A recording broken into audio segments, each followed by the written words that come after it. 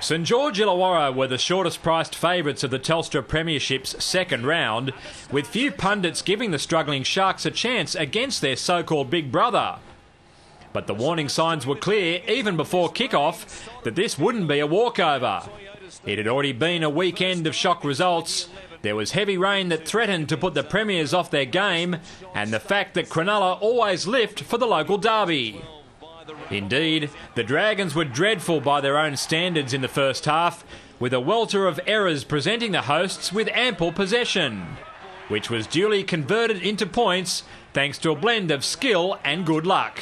Morris will put the kick in across the field. A chance out there. Williams jumping for it, but have knocked it backwards straight to Ben Pomeroy, and we're going to check it. The tick of approval came from on high, giving Cronulla a confidence-boosting beginning.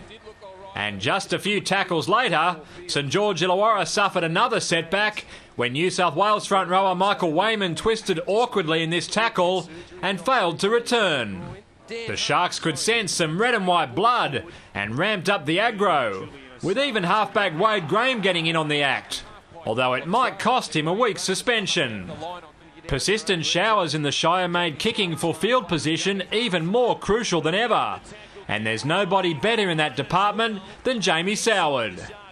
It looked like the Dragons would make the most of that territory when Brett Morris plunged over in the corner. Speaking of twins, dives for the corner, but the flag is in the air. Great positioning by the touchy. Look at him, looking down the line.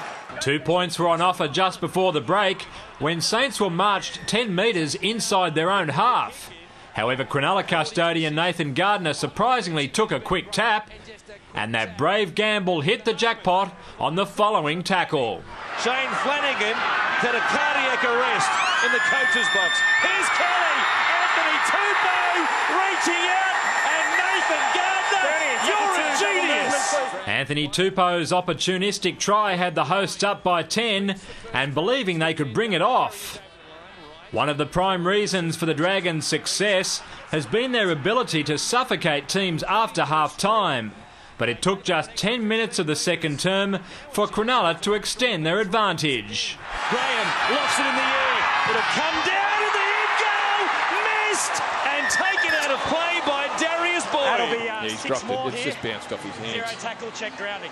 Oh, well, there's no separation, is there? That's what we're looking for. It's not about control. It's about separation. You better believe he gave it. At 16-0, the game was there for the Sharks to lose, and defence like this suggested they weren't about to throw it away.